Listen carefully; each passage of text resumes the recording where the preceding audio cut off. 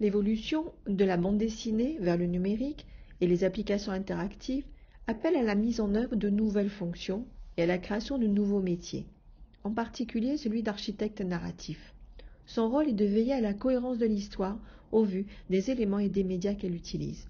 Il apporte une attention particulière et permanente à la pertinence des propositions d'interaction avec le lecteur.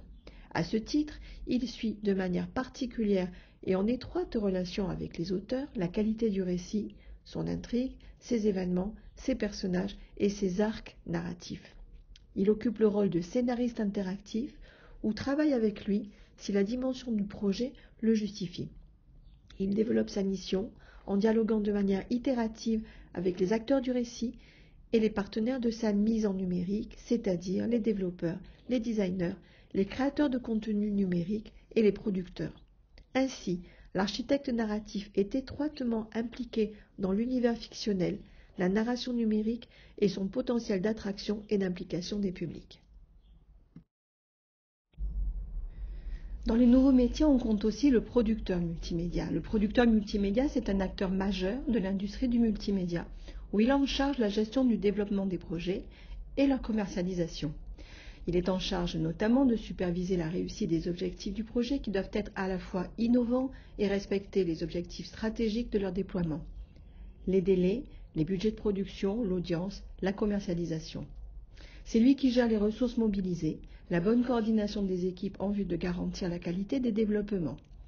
Il a également en charge la pertinence et la solidité des solutions numériques et des dispositifs d'interaction proposés, leur performance et leur attractivité, ainsi que le respect des normes de conformité et le cadre éthique et légal des œuvres produites.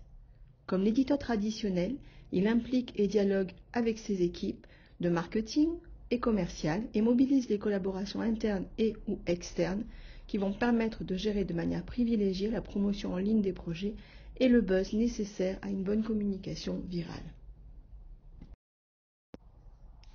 Face à un projet numérique, comment interagissent les différents acteurs de la création d'une bande dessinée? Abordons désormais le cadre des interactions nécessaires. Notons d'abord que l'autorité d'un auteur sur ses personnages, sur sa trame narrative, dès lors qu'il s'exprime dans le cadre d'une œuvre multimodale, est partagée avec ses co-auteurs. Dans la BD interactive, le rôle des différents acteurs est ainsi radicalement transformé. Tous participent à une vision amont du projet. L'œuvre collective ou collaborative convoque de nouvelles compétences, une capacité accrue au travail d'équipe et impose de réinventer sa relation à la création. Le modèle virtuel autorise une diffusion à l'international sans contrainte formelle ou budgétaire.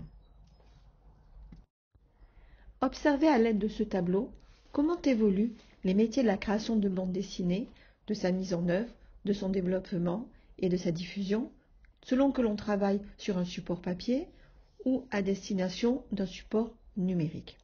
Vous verrez que les métiers correspondent les uns aux autres avec de légères adaptations ou l'évolution un peu radicale des process. Mais au final, nous sommes bien dans le même univers de création et professionnel.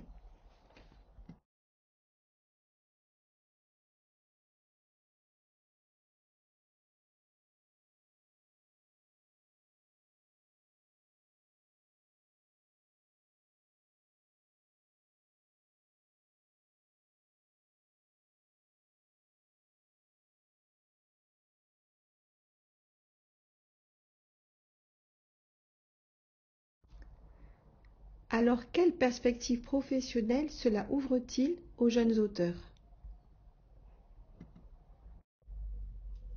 Quel intérêt présente cette évolution des métiers pour les jeunes créateurs en bande dessinée et en art visuel? Cette évolution permet tout d'abord de rencontrer d'autres métiers, de gagner en compétences. Elle permet également d'augmenter le potentiel de diffusion de son travail, de penser de nouvelles formes de narration en intégrant d'autres médias.